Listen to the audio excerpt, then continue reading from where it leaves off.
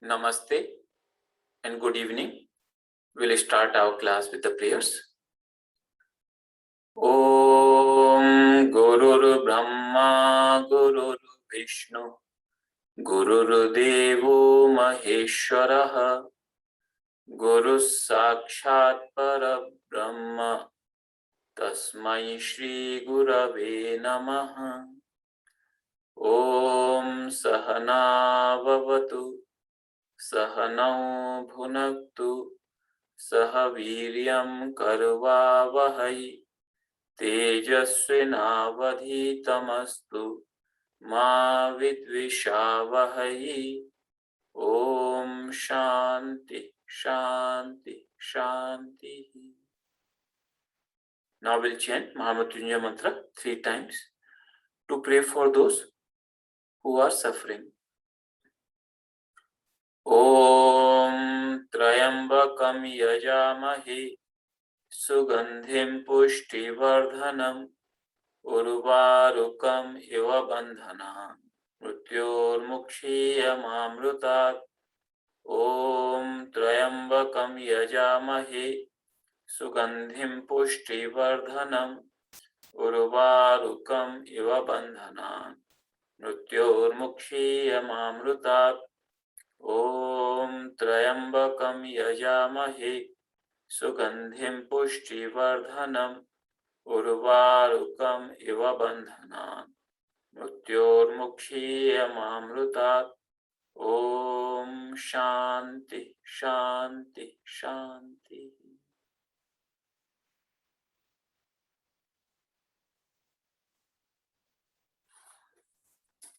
Welcome everyone. Today we start our class 20 and we are in the 4th chapter of Manas, Kishkinda Kanda. In the last class we saw Sugriva sends the team of monkeys to search for Sita in all the 4 directions, east, west, north and south. So, and he gave 1 month's time, that within 1 month, these teams have to come back and report whether they found Sita or not. So the other 3 teams which had gone into east, west and north directions, they came back and reported they could not find Sita. The team in southern direction, that's where there was a high possibility of meeting Sita. That team hasn't come back yet.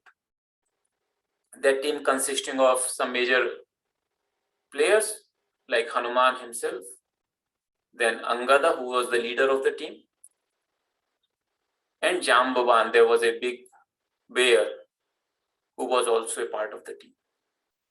Plus there were many others. So now, by some miraculous events where they met a woman ascetic and she helped them to transport to the shore of the ocean, they are now sitting at the shore of the ocean. And they have this whole ocean in front of them and they do not know what to do. Angada starts lamenting, saying that I do not understand what is fate for us because it has been more than a month and we haven't found Sita. And if we go back without finding Sita, Sugriva would get us killed. And here we have no clue how to proceed. As if that wasn't enough, there was a vulture, huge vulture, living in a nearby cave. And when he saw all these monkeys, he thought, okay, it's a wonderful opportunity. God has sent me good meal for many days. And that's how he came out. And now Angada said, like, we are dying here. Now on top of that, this vulture has come. And he said, much better was Jatayu, who gave up his life for the sake of Rama. When Sampati heard that, he asked more about Jatayu. Sampati happened to be Jatayu's elder brother. So then he started narrating his story. Sampati, he narrated his story to the monkeys. And Sampati had in his youth burnt his feathers because of sun's scorching heat. A rishi, a sage, had given him the assurance that when he meets the messengers of Lord Rama, he will attain his wings. And that's what happened. So Sampati was very happy. And he flew a little bit up to see. And he told all these monkeys, look, you may not be able to see, but I can see very clearly from here. I can see where Sita is sitting. She is sitting in this city called Lanka, which you will find after crossing this ocean. And the measurement of this ocean he gave as 100 yojanas.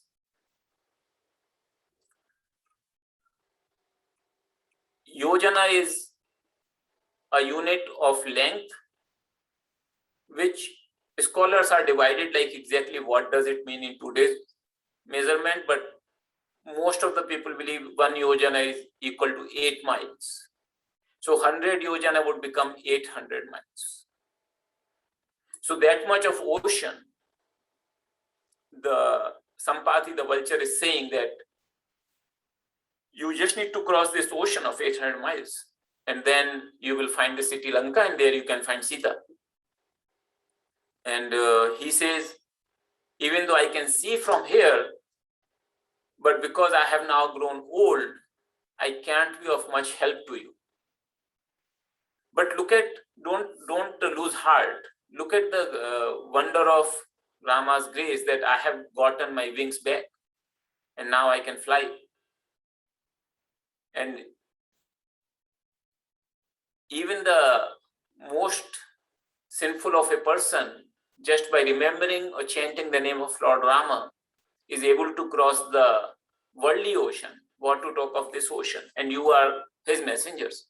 So keep that grace of Lord Rama in your heart, and you try to figure out a way to cross this ocean. But no need to lose your heart on this.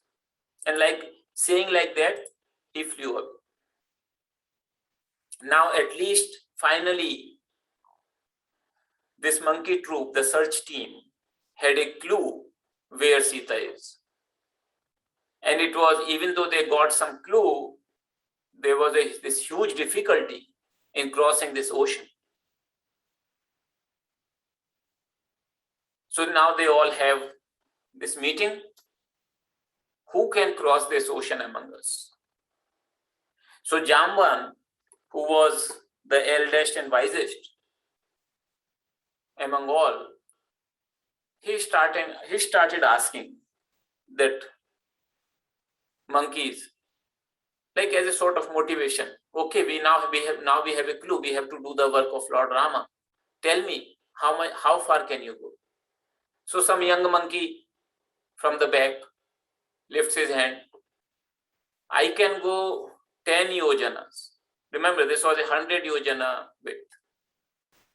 And after that, he sat down, because you can go 10 yojana and then what? Person will drop in the ocean and it will be of no use. Then like that, another monkey raised his hand. I can go 20 yojanas. And then he sat down. So like that, different measurements came. Finally, someone said, I can go up to 90 yojanas. But even if one could go 90 yojanas, not much help there. Then Angada, the leader, he stood up and he said, I feel I can go cross 100 yojanas, but I have a doubt for returning. So then Jamban said, even though you may be capable, but you being the leader, we cannot send you for if there is any risk of your life. If you cannot come back, then again, what's the point? And Jamban himself he was very old and very wise bear, and he said, I could have easily gone across if I were young, because in his young age, he had taken a circumambulation of the Lord's body in Virata when Lord was Vamana Avatara, and when he had to measure the whole universe. He had taken the circumambulation of his body in a very short time.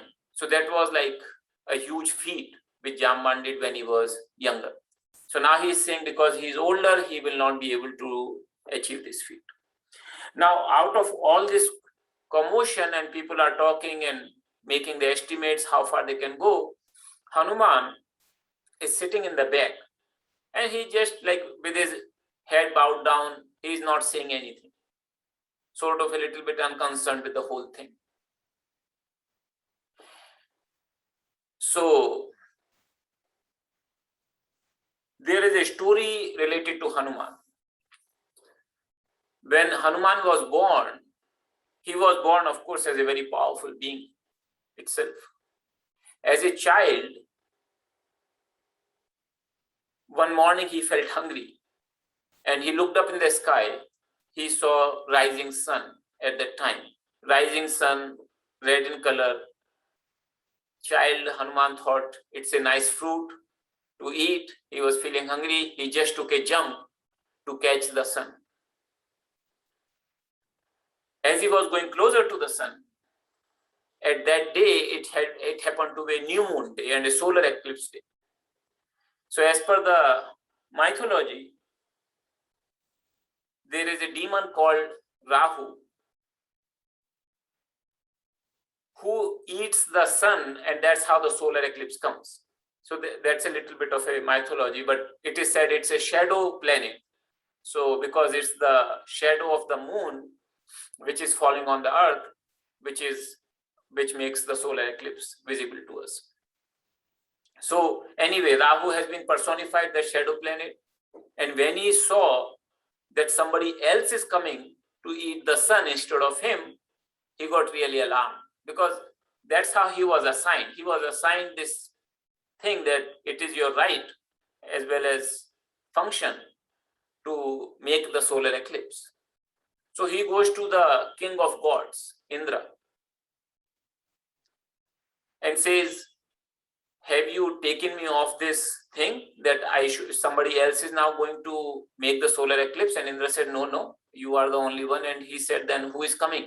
So Indra also got alarmed. He came quickly out, and he saw this child Hanuman going towards the sun. So Indra struck him with his weapon. He has a weapon called Thunderbolt. So he hit Hanuman with Thunderbolt. It hit Hanuman in the chin, and Hanuman fell down unconscious on the earth. When wind god, he saw this condition of his son, he became extremely angry, and he stopped blowing.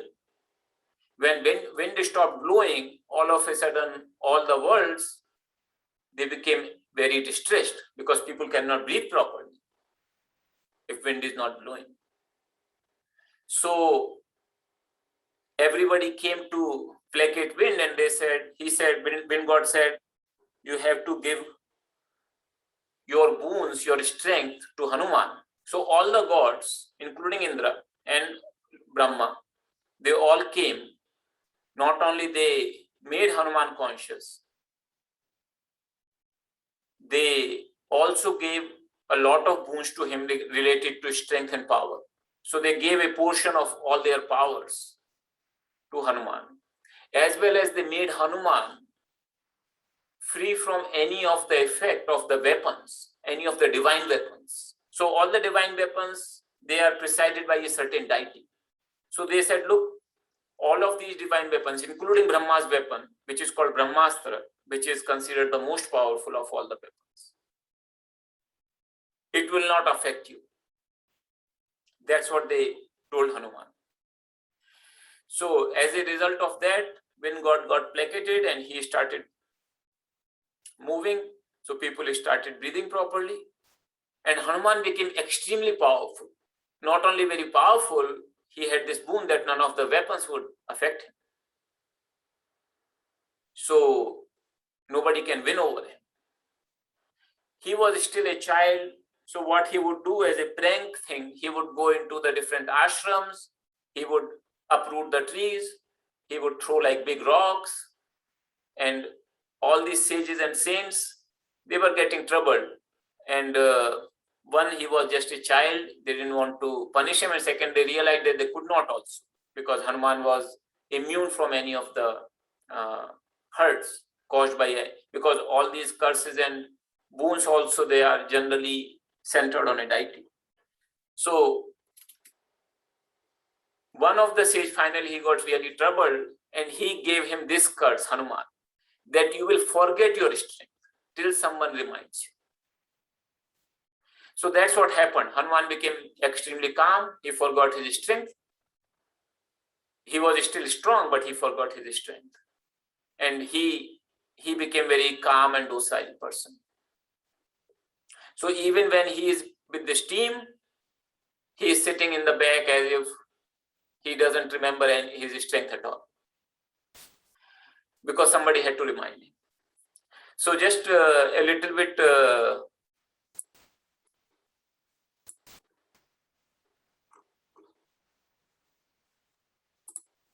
word Hanuman, it is made of Hanuman. So Hanu means chin, and Man means one possessing the chin. So Hanuman literally means one who possesses the chin. Now everybody possesses a chin, but Hanuman, because he got the thunderbolt strike on his chin, sort of became a special chin. His chin got a little bit deformed or tilted, so it became like a special chin. His name became Hanuman since that time. So then, because of that, Hanuman doesn't remember his strength. So then Jamban knew about this thing. And when he knew about this curse on Hanuman, that somebody had to remind him. So when Jamban did not find any other monkey who coming forward to cross the ocean, he calls out Hanuman. And he said, how come you are sitting full of strength as you are? How come you are sitting so silent? You are not an ordinary person. You are the son of wind god, and you are equal to him in flying as well as in the strength. And you are the ocean of wisdom, discrimination, and the finding a right solution to a problem. Can there be anything which is impossible for you? There is nothing, no task too difficult for you. And you have been born especially just to do the work of Lord Rama. That is the main purpose of your coming on the earth. The moment Hanuman heard that, he remembered all his strength and his purpose of life to do the work of Lord Rama. He immediately assumed a very huge shape and body. And he started making a lot of roaring sounds. And he said, Jamban, what do you want? Should I just cross this ocean?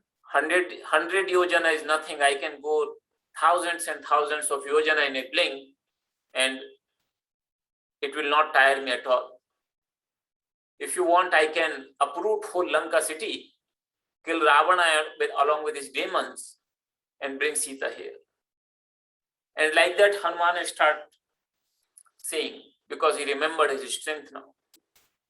So Jamban said, no, you don't have to do all those things. Just go to Lanka, city of Ravana, and find out about Sita and come back with the news here. So Hanuman said, okay. When all the monkeys, they saw Hanuman in this fashion, they felt so happy, they almost thought, okay, the work is almost done now.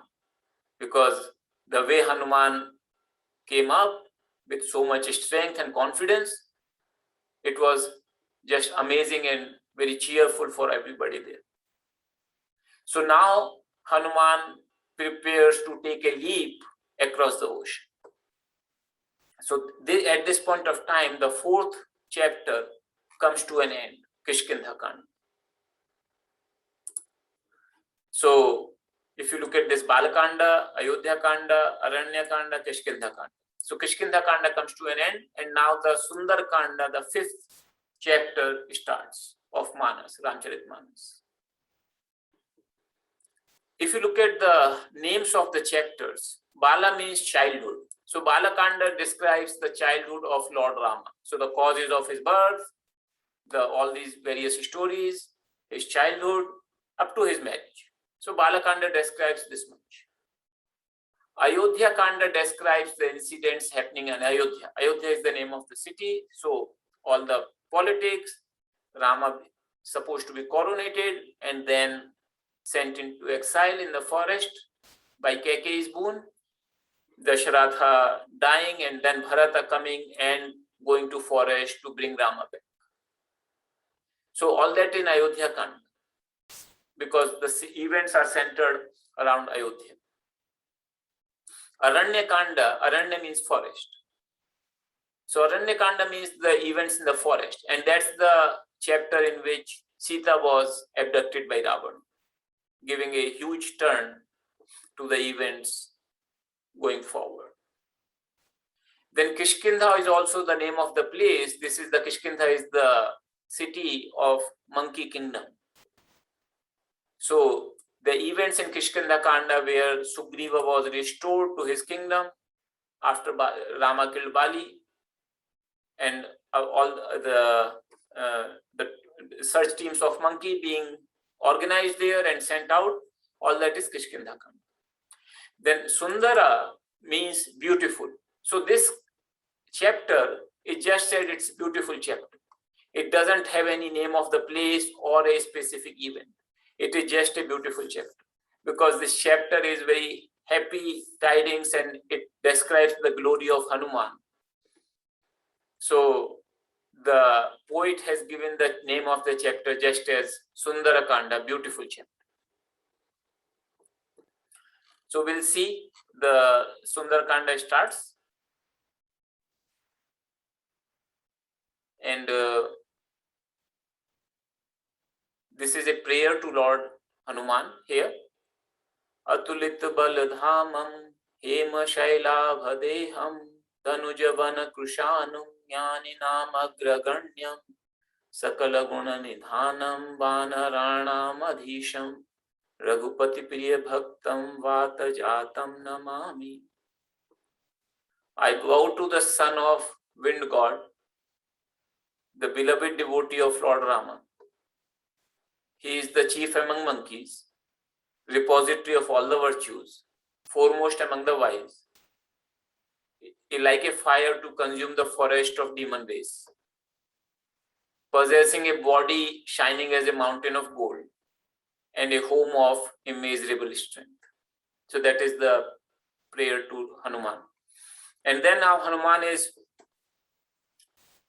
getting ready to take the leap. So he assumed a very huge body, like a mountain himself. And he found a mountain on the shore of the ocean. So he got up to the mountain. So from there he is telling all his fellow monkeys, look, just your sorrow is only for a little while only. Till I go there, find Sita's address and come back. So till then you just somehow spend the time eating roots and fruits. And he bows down to everybody and keeping the Lord Rama in his heart, he starts. So from the mountain, he took a jump, like he pressed the mountain with the feet and he jumped. Such was the force of his feet and the jump that the mountain itself went inside the earth. That's what poets mentions. And all the trees, etc., flowers, they just got uprooted. And as Hanuman took the flight, by the force of the inertia, all these trees and flowers, they are following him to quite a distance in the ocean, and then they eventually fall in the ocean. So Hanuman, as he is flying over the ocean right now, the ocean is also considered presided by a deity. So the deity presiding the ocean, he considered that, oh, he's the messenger of Lord Rama. So he asks, there is a mountain inside the ocean. Its name is Mainaka. And it asks that mountain that why don't you rise up? Because it was in the ocean, the mountain. Why don't you rise up and give a support to Hanuman, so that Hanuman can take some rest and then resume his journey with some renewed strength. So Mainaka, the mountain, it just rose all of a sudden from the ocean. And it bowed, again there is a presiding deity of mountain. It took a human form and standing on the mountain, bowed down to Hanuman and saying, "Oh Hanuman, messenger of Lord Rama, please come, take some rest, eat some fruits on my mountain top. And after that, you can resume your journey." Hanuman is saying, Hanuman just acknowledged his gesture by touching the mountain, and then he continued. He said, "I cannot take rest before completing the work of Lord Ram. So there is no possibility for me to take rest." So Hanuman just kept on going. Then, as he is going still over the ocean, all the gods in the heaven, they saw Hanuman going. And they were very happy because now their task to kill all the demons, it is now taking some shape. But they wanted to test the strength and the wisdom of Hanuman, whether he is up to the mark or not. So they sent, there was a goddess named Surasa. So they sent Surasa and asked that, "Oh mother, can you go and find out whether he is capable of doing all the tasks, whether he has enough strength and wisdom?" So Surasa, what she did, she took a very ferocious form and very huge, and she just appeared in front of Hanuman. So Hanuman had to stop. And then Surasa tells, "Oh, today God has given me the food. You are my food, I'll eat you. And because this has been assigned to me by all the gods, it cannot be otherwise. You cannot escape." So Hanuman bows down to her and said, let me just go to Lanka, find out where Sita is, give the news to Lord Rama, just let me complete the work of Lord Rama, and then I come myself and will enter into your mouth. And Surasa said, "Nothing doing. I have to eat you right now." So Hanuman said, "Okay, if you don't allow to let me go, then eat me, if you can." So Surasa now, because Hanuman was already a huge size, Surasa increased her size so that her mouth is enough to take Hanuman in. When Hanuman sees Surasa increasing her size, he increases his size also. So he increased his size double than of Surasa. So like that, they are competing with increasing the size of each other. So Surasa is increasing her size and Hanuman is also increasing his size. So that Surasa cannot eat him, of course. Then slowly in this manner, Surasa became really huge, really giant. When Hanuman saw that, he assumed an extremely tiny form. And very quickly, because Surasa's mouth is open and it's a very wide mouth, he just quickly goes inside her mouth and comes back. Sursa doesn't have any opportunity to close her mouth in the meantime, because Hanuman had taken a very tiny form all of a sudden. And then he bows down to again Sursa and says, look, I have fulfilled your condition to enter into your mouth. So when Sursa saw this, she understood the strength, the power, and the wisdom of Hanuman, and she blesses him. Again, she blesses like, Ram kaj sab kare ho, tum bal buddhi nidhan, ashish dei gahi so harash chaleu Hanuman. You will accomplish all the work of Rama. So that was the blessing she gave, and that created so much joy for Hanuman. So Hanuman's whole life, his whole mission is just to do the work of Lord Rama. So Hanuman is now moving across the ocean, flying across the ocean, and then he comes across this female demoness. She lives inside the ocean, but she has some special power. She can catch a shadow. So if any bird or flying object, their shadow falls on the waters of the ocean, she can just catch the shadow. Once she catches the shadow, the object cannot fly further.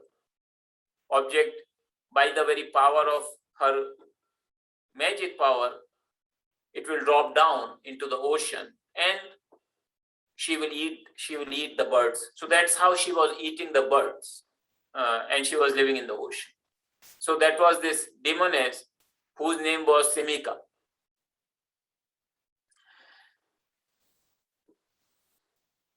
So she did the same thing to Hanuman. It was a very huge shadow, because Hanuman was having a very huge size. And she was very happy, thinking that today I'll get a really good meal. So she caught hold of that shadow. Hanuman all of a sudden found that he cannot move forward. And then he looked down and he sees this huge female demoness. So Hanuman drops down in the ocean, and just by his fist, by his strike, he kills this demoness. And then he again moves forward. He moves, and then he crosses the ocean. He gets down on the mountain there. There was a mountain on the other side of the ocean, and the whole city of Lanka. So he got onto the mountain. He saw this city of Lanka, and he was so impressed by this city. It was so marvelous, so well protected. It is said that Lanka was made of gold, so it would like shine like anything. And this city was having this ocean on this side. On the other sides, it had like a huge moats, and it was extremely well protected city. So, and he can see inside the city there are a lot of demons, and there are huge, very powerful demons. They are merrymaking, they are doing their exercises, they are doing the military drills, they are studying. So all sort of things are going on. So Hanuman, when he saw all this and he realized that he has to go into the city, he decided to go in the night after sundown, so that he will not be caught. So he took a very tiny form. And remembering Lord Rama, he enters into the city. So he jumps across the wall of the city. Now there was a demoness named Lankini.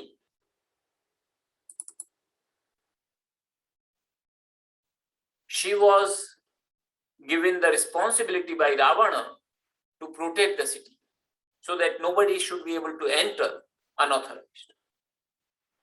And she was carrying out that duty. So, because that was her duty, even though Hanuman entered in the night and he had taken a very tiny form, she still could see that somebody had violated the authority and has entered unauthorized in the city. So she confronts Hanuman and says, Who are you? How are you entering like this without taking my permission? So Hanuman, he just strikes a fist onto her and she falls down vomiting the blood. Then she, by some effort, gets up, gets back into her senses and bows down to Hanuman and says, now I have recognized who you are. You are the messenger of Lord Rama. And then Hanuman says, how come you recognize me?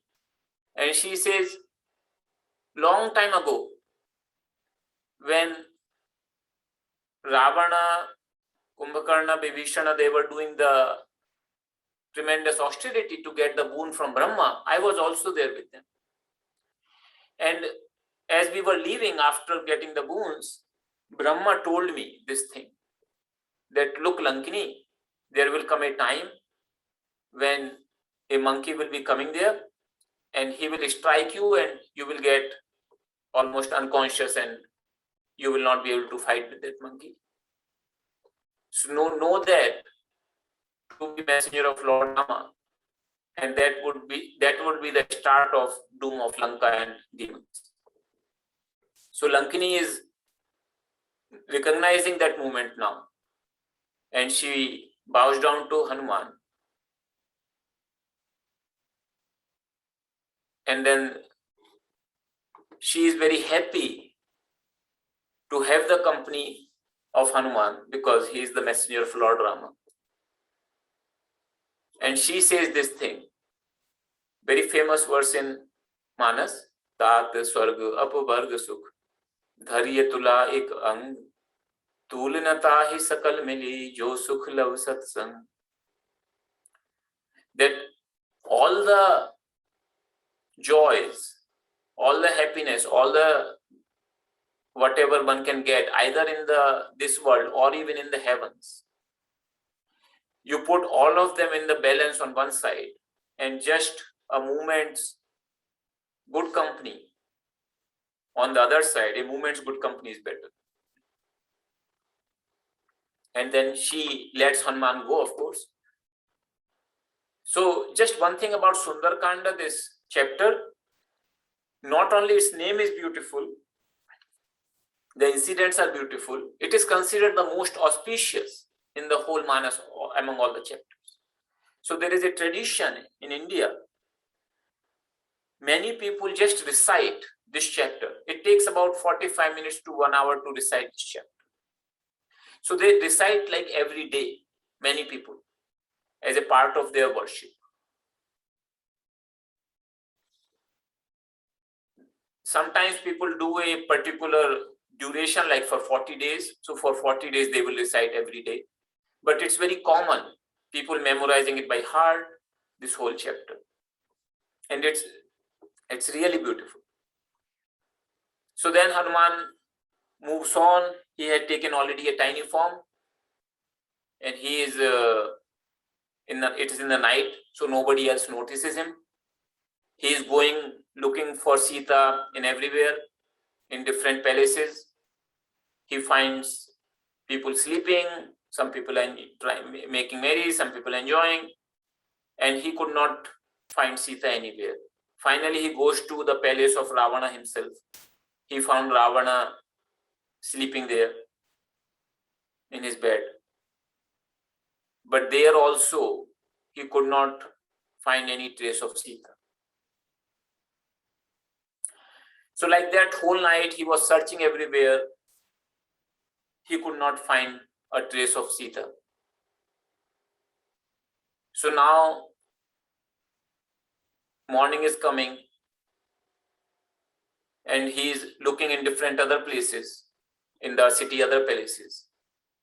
And then he comes across this particular palace, where he sees that on the outside of the wall, outside of the palace, somebody has painted Sri Rama's weapons, bow and arrow. And also there is this pot of tulsi. So Tulsi plant, you know, they are favorite to Lord, and they are used in the worship of Lord in most of the rituals, as well as they are Tulsi is considered a very potent herb also as per Ayurveda. So generally it's considered very auspicious to have Tulsi in your home. So he found Tulsi plants there, and he's wondering, because all these are the signs that somebody who is a devotee of the Lord, he is staying in this house. So he's wondering that Lanka is a city of demons. Who is this saintly person here? And as he is wondering, it was the home of Bibhishana. So if you remember, Ravana, Kumbhakarna, Bibhishana, three brothers. So here it is Bibhishana, youngest brother of Ravana. And he gets up in that moment. He is waking up in the morning, early morning. And while waking up, he is taking the name of Lord Rama.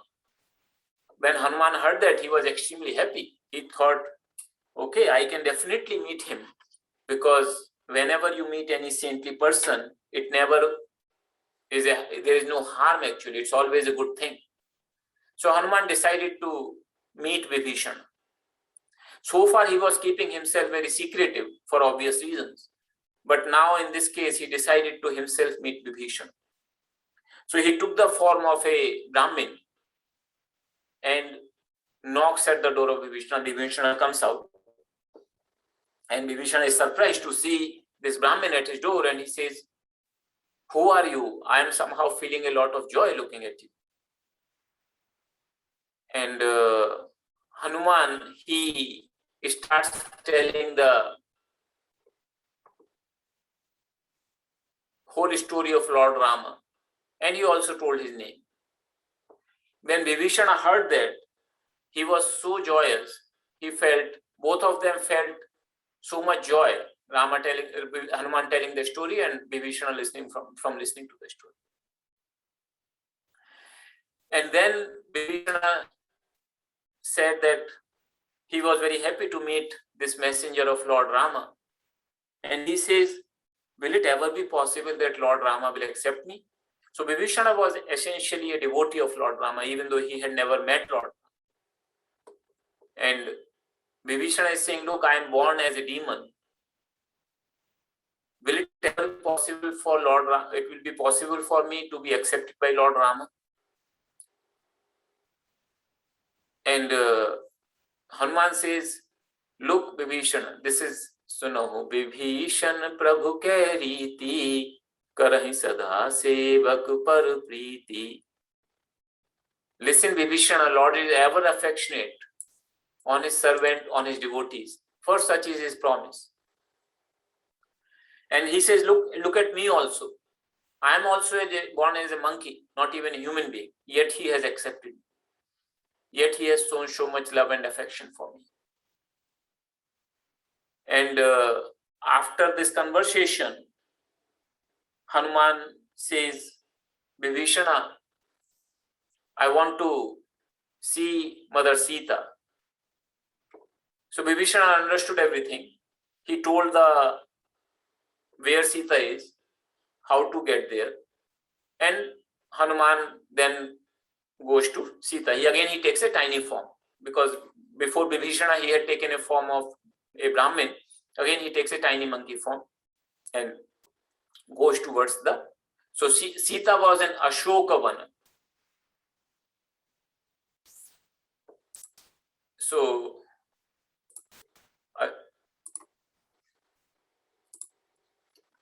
Ashok, Vana is the garden, you can say. So it was Ravana's personal garden, where predominantly Ashoka trees were there. Ashoka is considered an auspicious tree in India, and literally it means one which takes away the sorrow. So that's where he had kept Sita. So Hanuman goes there, and then he looks at, he sees Sita, and how he sees Sita, this is how it is described. निज पद नयन दिए मन, राम पद कमल लीन। परम दुखी भा पवन सुत, देख जानकी दीन।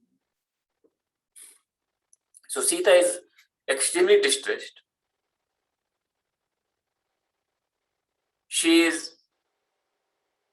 Her head is down. Her eyes are looking at her own feet. Her mind is absorbed in Rama. And like that, she is passing her time. Completely alone there among the demons. There are a lot of demon protectors around her. Or Ravana had kept all the female demons there to protect her, to sometimes to torture her also, in the sense to not physically torture, but showing the different by the words and other things. So to create the fear in Sita so that she will accept Ravana. So like that, Sita is spending her time. When Hanuman sees Sita like this, he feels extremely distressed, extremely miserable in his heart. And he is wondering what to do now. So he just hides himself in the tree under which Sita is sitting. Because Hanuman had taken a very tiny monkey form, he could easily hide in the tree. And he just observes from there. So much time had passed, he saw Ravana coming that morning. Ravana himself is coming with his lot of queens and other attendants. He is coming that morning. And when Sita notices Ravana coming, she further moves her head down so that not to even look at him. And Ravana comes and says, Sita, I want you to accept me. Now Ravana could not force himself on Sita because he had a curse that he cannot force himself on any woman without her willingness. Otherwise he will die. So because of that curse, Ravana could not force himself on any of the women. Plus he did really want in his heart that Sita should accept him. But Sita would not even look at him. Despite being completely at Ravana's mercy in a sense, in his kingdom, Sita would not even look at him. Ravana comes there and says, if you just even look at me once, I'll make all these queens of mine as your servants, and you would be my chief queen. And Sita just replies to him that, look, you can talk all these things till Lord Rama comes to know of this place and about my condition. After that, life will not remain in your body to talk of in this manner too. Ravana hears that, he becomes enraged. He takes a sword in his hand and wants to kill Sita. But then Mandodari, his wife, she is a very wise lady. She stops Ravana, saying that no, it's not worthy of you to kill a woman. And Ravana stops from that deed. But then he gives a warning to Sita that in a month, you have to decide, either you become mine or I'll kill you. And saying that, he returned and he told all the demoness who are guarding Sita, that create a lot of fear in her heart. So Hanuman is observing all this. He doesn't want to come out in the open right now. So he is just observing all these things happening. So now, because Ravana's orders were such, all the demons took and started creating a lot of distress and fear for Sita. Sita anyway had no more desire to continue living. So much time had passed. She was hoping Rama would come. He hadn't come yet. And she was praying to God so that she can shed her body. She did not want to live any longer. Anyway, Ravana had given 1 month's notice, but she didn't want to leave even for a day. So when all these demoness, they are torturing Sita, there was a demoness called Tirjata. Tirjata literally means one who has 3 hair strands. So Tirjata, she was, even though she was a demoness, she was a devotee of Lord Ram. And she was having a lot of spiritual wisdom. So she called all these demonesses and says, look, don't do this thing. Don't try to torture Sita. In fact, you should all serve Sita. And that's how you, in that your good lives. And she said, when they say, why so? How come are you saying this? She says that I have seen a dream. And in the dream, I have seen that a huge monkey has come into Lanka. And he has killed many demons, many powerful demons he has killed. Not only that, he has burnt the whole city of Lanka. And I have also seen that Ravana, he has lost eventually all his army, all his sons, all his grandsons, everybody. And he himself is sitting on a donkey somewhere in the south, like he is also dying. Southern direction, that in a dream, it normally indicates the death, because southern direction is ruled by Lord Yama. So, and she says that I'm so confident of this dream that I have a very strong feeling that it is going to come to fruition. It is going to be true in a very short time. So it's better for you, because tides are turning. It's better for you that you serve Sita instead of trying to torture.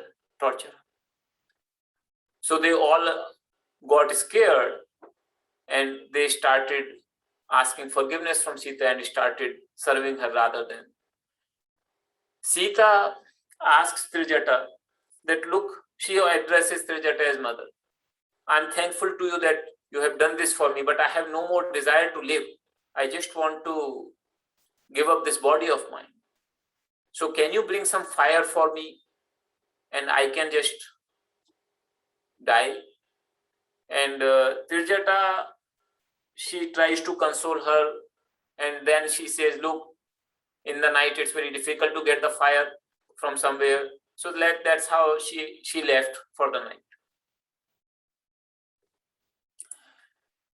And then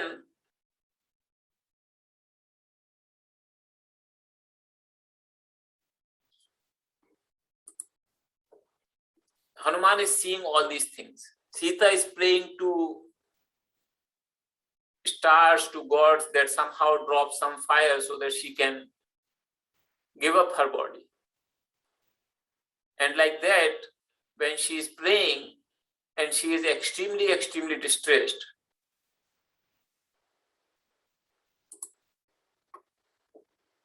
Hanuman, what he does at that time, he drops the ring which Lord Rama had given him. So before Hanuman had started, Lord Rama had given him the ring, that give it to Sita so that she will recognize that you are a messenger from me. So that's what Hanuman does. He does not come out in front of Sita. He just drops the ring from the top of the tree and it falls near Sita. And Sita somehow thought that God has heard her prayers and dropped the fire. But then when she saw, she very happily took the ring, and we'll cover the remaining story in the next class. So if there are any questions or comments, please feel free to write. So there is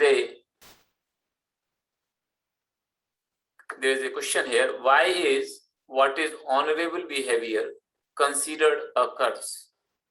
This is in Satyuga. The level of melodrama is painful. Say me with the metaphorical, please. So this is the thing, that if you have the devotion of Lord Rama for the Lord. It is these things give tremendous joy to the devotees. Metaphorically also it can be explained, and just for this time I'll tell you a little bit in the terms of metaphor, but I'm not going into the metaphorical explanation for the want of time, as well as for the my purpose was try to just narrate the story of Rama. So in this case, Sundarkanda, this chapter, Hanuman is going in search of Sita. That is like a Sita represents the peace here, and Hanuman represents the seeker. He is going on in his spiritual journey to find the peace, as we all are trying to do. And he meets 3 obstacles in the ocean. First one is Menak. Menak, the mountain, it comes up from the ocean and tries to give some rest to Hanuman. So that is also an obstacle, because Hanuman rejects it, because I don't want to get delayed in performing my duty to do the work of Lord Ram. And that is a sattvic obstacle. And many times we get stuck by that as seekers. We find some joy and we just want to stay there in our meditation instead of moving forward. Or some experience and we want to hang on to it. Then he finds Sursa, the one who God had sent to test Hanuman. So that is a Rajasic obstacle. Many times we get tests in our journey, and instead of skirting them with our wisdom, we try to fight all the tests, and like, I'll take this challenge. So we forget what we started for. And third one is this demoness who wanted to eat Hanuman by catching his shadow. He killed the demoness. So that is a tamasic obstacle, and that had to be obliterated, and you move forward. So like that, it is a metaphorically, these things are depicted here. So with this, if there are no more questions or comments, I'll close the class with the prayers.